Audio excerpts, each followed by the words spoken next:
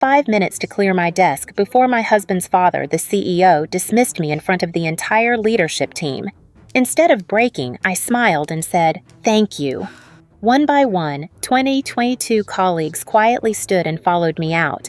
Nia sneered until the legal director turned pale and whispered, "Get the lawyer now. 4 minutes and 30 seconds left," Nicholas announced to the room, his Rolex glinting as he tapped its face. I continued packing my desk drawer, pulling out 6 years' worth of work. Project files, team photos, the backup drive containing every system architecture I'd built for Vertex Solutions.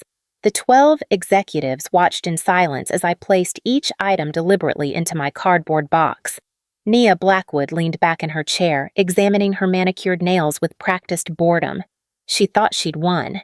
For minutes, Nicholas called out again, his voice sharp with authority. That's when Logan Mitchell stood up from his desk outside the conference room's glass walls, laptop bag already in hand. But I should explain how we got here. How 3 weeks of calculated betrayal led to this moment where my father-in-law counted down my professional execution like a microwave timer. The Sunday dinners at the Harrington estate were performances none of us auditioned for but were forced to attend anyway. The mahogany table stretched endlessly, seating capacity for 20, but holding only 4 souls who'd grown distant over years of polite dysfunction.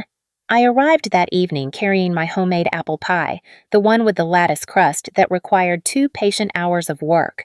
Eleanor always requested it specifically, yet somehow managed never to acknowledge who actually baked it, as if desserts simply materialized through household magic or perhaps staff she pretended didn't exist. Nicholas stood at the table's head, crystal tumbler raised high, the amber whiskey catching light from Eleanor's Viennese chandelier that probably cost more than my annual salary. "Another record quarter for Vertex Solutions," he proclaimed with the confidence of someone who truly believed his own press releases. "We're crushing the competition because I have an eye for talent and know exactly where to position it." His hand came down heavy on Taylor's shoulder, weighted with expectation and the promise of inherited empire. My husband practically glowed under that attention, though his actual contributions to company success consisted primarily of possessing the correct surname and appearing at meetings whose technical content sailed completely over his head. Nobody at that table mentioned the Henderson account I'd personally salvaged just 48 hours earlier, working through the night while Nicholas slept. Nobody acknowledged the Morrison Industries contract I'd rescued by sacrificing 3 consecutive weekends. Nobody cared that while Nicholas attended his monthly country club whiskey tasting, performing his sophisticated routine of detecting oak notes and his own importance, I was rebuilding our entire server infrastructure after a critical system failure that could have cost millions. "You look tired, dear," Eleanor murmured, her fingers decorated with enough diamond weight to fund my entire department's annual budget. "Perhaps you should prioritize better work-life balance. Appearance matters tremendously, especially for women in leadership positions." I swallowed my response along with the overcooked salmon that tasted like resentment. The truth was simple and damning. I looked exhausted because I'd been awake for 36 consecutive hours. But admitting that would only confirm their unspoken narrative that I couldn't handle the pressure, that I was, as Nia would soon document, completely overwhelmed by responsibilities. Morning routines with Taylor had devolved into a study of marital disconnect played out in mundane rituals. Each day began identically. Him fumbling with the expensive espresso machine his parents gifted us, producing coffee that tasted like burnt disappointment, while his attention remained glued to sports news on his phone. "Big week coming up," he asked that particular Tuesday morning, 2 weeks before my world would detonate. "I should hear about the promotion announcement today." I watched his reflection tense in the microwave door, that telltale stiffness that meant uncomfortable topics ahead. "Right, the promotion," he said, taking a sip of his failed latte. "Dad mentioned Nia's really been impressing people lately. Apparently she's been staying late, volunteering for extra projects, really showing initiative." My fingers froze above my laptop keyboard. Nia Blackwood, who arrived at 9:30 sharp every morning and departed at 5 o'clock on the dot without fail. Nia, whom I'd been personally training for 3 months at Nicholas's specific insistence. "She just needs mentoring," he'd said. "Someone to show her how we operate here." So I had opened my professional playbook completely, shared strategies I'd developed over years, explained delicate client relationships with the patience of a kindergarten teacher, guiding students through basic concepts. She'd taken extensive notes in her designer portfolio, asking questions that felt increasingly invasive in retrospect. How do you handle system failures? What's your backup protocol? Who maintains administrative access? I'd interpreted her curiosity as eagerness to learn. Turns out she was systematically building a case for my replacement. The server migration crisis should have been my moment of absolute vindication, the proof of my indispensable value. 7 days before Nicholas would slam his palm on that conference table, our entire data infrastructure required emergency migration. 40 terabytes of critical information, an 8-hour window for completion, zero margin for error. Murphy's Law manifested with cruel precision. Everything that could malfunction did so simultaneously. Corrupted files appeared out of nowhere. Backup. Systems failed in cascade. A power surge that shouldn't have been physically possible knocked out redundancies. By 10 o'clock that night, I'd activated my emergency protocol, calling in my entire team from their personal lives. Logan arrived first, still wearing the program from his daughter Emma's dance recital pinned to his shirt pocket. "She understood," he said quietly, though I caught him repeatedly checking videos his wife sent from the auditorium, his daughter's performance continuing without him there to witness it. Priya came next, heavy apology in her voice as she called her husband to cancel their anniversary dinner reservation. "I know, I'll make it up to you somehow," she'd said before ending the call and diving into code like she was defusing a nuclear device. Marcus Thompson arrived. Sarah Kim rushed in. The Morrison twins materialized, those two who seemed to communicate through some kind of telepathic programming language. They all came without hesitation or complaint. The conference room transformed into our bunker, progressively littered with laptops, energy drinks, and eventually Chinese takeout that went cold before anyone found time to eat it. "We're like some weird dysfunctional family," Marcus joked at 2 in the morning, attempting to eat lo mein with one hand while typing code with the other. "Yeah, but at least we chose each other," Sarah replied, and something about those particular words felt prophetic in ways I couldn't yet understand. We saved everything that night. Every file, every client relationship, every contract. Nicholas would never know we'd been 3 keystrokes away from losing millions in data and irreplaceable trust. That's what I did best. I solved catastrophes so quietly and efficiently that nobody knew they'd even happened. Then came the email that revealed everything, the misdirected message that exposed the conspiracy.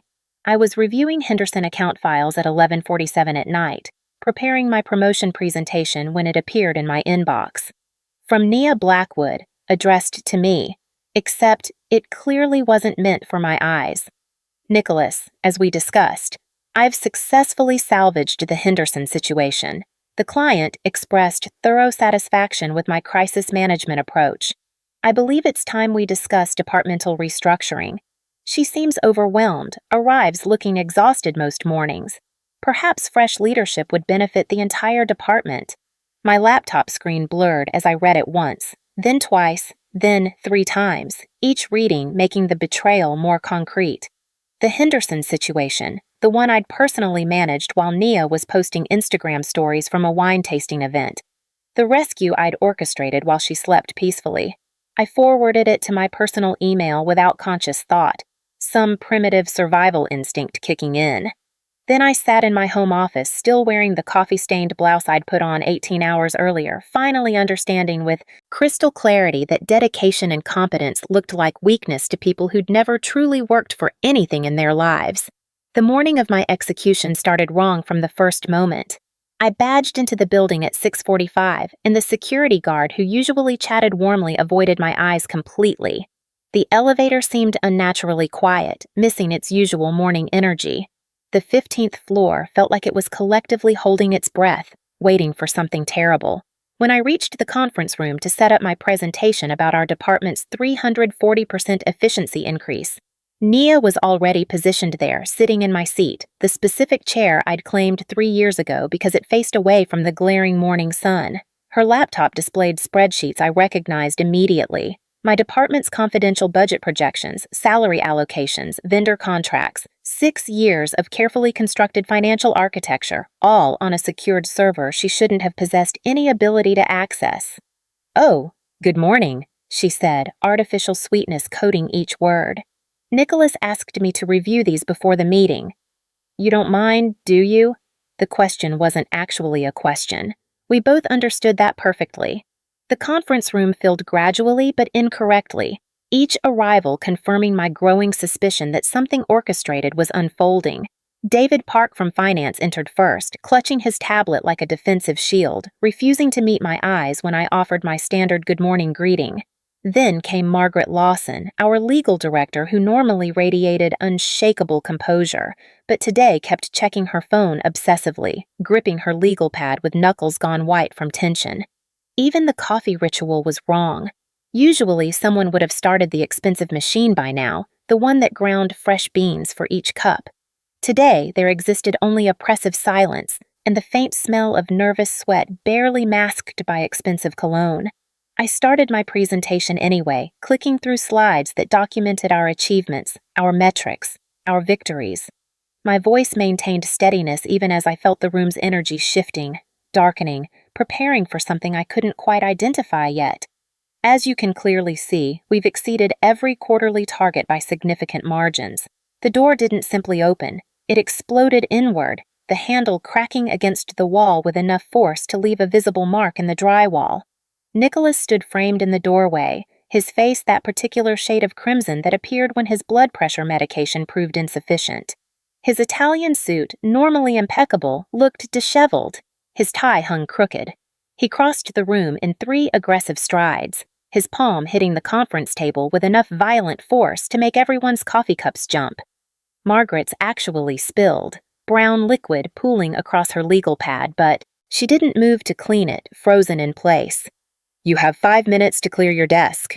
The words didn't register properly at first. They existed in the air between us, but my brain actively refused to process their meaning. I stood there, presentation clicker still gripped in my hand, slide 17 still glowing on the screen behind me, displaying a graph of the money I'd personally saved this company. That's when understanding crashed over me like a wave. Why Nia had access to my files, why executives avoided eye contact, why Margaret looked ready to either cry or flee or both. This wasn't spontaneous fury. This was planned, choreographed, orchestrated. I had been marked for professional execution, and everyone except me had known it was coming. Nia leaned back in my chair that I'd occupied for years, and I witnessed it clearly then. The slight upturn of her lips, the relaxation in her shoulders, the way she examined her manicure with the satisfaction of someone admiring their own successful handiwork. She believed she'd won something, and we both knew it. But 20 years in technology had taught me something valuable. The moment when you think you've won is usually precisely when you're most vulnerable to devastating reversal. David Park's fingers were moving frantically across his calculator with the manic energy of someone watching money evaporate in real time. I recognized that motion instantly. I'd witnessed it during budget crises, contract negotiations, any situation where numbers were about to become catastrophically bad. Margaret had her phone out now, typing with trembling fingers, her face the gray-white color of old newspaper. They understood something Nicholas and Nia didn't yet comprehend. Something about employment contracts and termination clauses and the extremely expensive legal difference between firing someone privately versus publicly humiliating them in front of a room full of witnesses who could testify in court. I set down the presentation clicker with deliberate, controlled calm. My grandmother's voice echoed in my memory. She'd survived the Great Depression, raised 6 children alone after my grandfather died young. Never let anyone see her buckle under pressure. "When they expect you to break," she told me once while peeling potatoes with hands that never trembled, "that's when you stand straightest and show them what you're made of." "Thank you." The words emerged clear, even genuine, because in that specific moment I felt something completely unexpected. Relief. 6 years of pretending Taylor's family accepted me. 6 years of Eleanor's backhanded compliments about my appearance while I saved her husband's failing company. 6 years of being good enough to fix every crisis, but never quite good enough to truly belong to their world. Nicholas's jaw went completely slack. He'd anticipated tears, pleading, anger, anything but sincere gratitude for being fired. Behind him, I observed several executives exchange meaningful glances. Someone's pen rolled off the table and hit the floor with a sound like a gunshot in the heavy silence. I began packing with the methodical precision I typically used for system architectures, each movement deliberate and controlled. Each item was lifted, briefly examined, then placed carefully into the cardboard box that had materialized from somewhere. The backup drive went in first, containing every system I'd built, then project files, team photographs, my chipped coffee mug. 1 minute, Nicholas announced, but his voice had lost its sharp edge. Confusion was steadily creeping in, the first visible crack in his absolute certainty. Through the glass walls, motion caught my peripheral vision. Logan Mitchell was standing at his desk, laptop bag already positioned over his shoulder. He wasn't packing frantically. He was already packed, prepared, ready. Then Priya stood up from her workstation. Then Marcus rose. One by one, like a slow wave building unstoppable strength, my entire team began rising from their desks throughout the office floor. Nicholas turned to see what had captured my attention, and his face transitioned from crimson to chalk white so rapidly I genuinely thought he might faint. Nia's expression shifted through stages, triumph to confusion to something approaching real panic. "Time's up," Nicholas said, but it emerged sounding like a question rather than a command. I picked up my box, its weight both familiar and strange simultaneously. 6 years reduced to what I could physically carry in my arms. As I walked toward the door, 2 security guards appeared, following standard termination protocol. Tom and Derek mumbled apologetically. I'd brought them coffee during late-night security lockdowns, knew their children's names and birthdays. "I'm sorry about this," Tom whispered as we walked. "Don't be," I told him honestly. "You're just doing your job." We walked through the cubicle farm toward the elevators, and that's when the symphony began. The sound of chairs squeaking as they pushed back from desks, the rustle of bags being gathered hastily, the soft, sequential thuds of laptops closing. Logan fell into step beside me first, then Priya, her heels clicking a determined rhythm on tile floors. Marcus joined. Sarah appeared. The Morrison twins moved in their characteristic perfect synchronization. By the time we reached the elevator bank, 22 people had joined our procession, walking out of stable employment into complete uncertainty. Tom stopped walking entirely, his hand dropping from my elbow. "In 15 years of security work," he said, voice thick with something between awe and profound respect, "I've never witnessed anything remotely like this." The elevator doors closed on 22 employees, 1 recently fired manager, and 1 security guard who looked like he'd just witnessed either a miracle or a massacre and wasn't entirely sure which. Nobody spoke during the descent. The only sounds were mechanical, humming and phones beginning to buzz insistently as news spread. When the doors opened to the lobby, we walked out into blazing midday sun that made everything look overexposed and surreal. Maria at reception stood up so abruptly, her chair rolled backward into the wall. Gerald, the maintenance supervisor, stopped mopping and watched us file past in stunned silence. Someone started a slow clap from the loading dock area. I couldn't identify who, but then others joined until the sound echoed off parking garage walls like thunder. "This is absolutely insane," Priya whispered beside me, her voice mixed with disbelief and exhilaration. "This is justice," Logan corrected quietly, shifting his laptop bag. We stood in the parking lot, 23 people blinking in harsh light, phones buzzing like angry wasps, understanding that something irreversible and profound had just occurred. Before any of us fully comprehended it, we'd started a revolution with nothing but our dignity and our refusal to accept humiliation as the price of employment.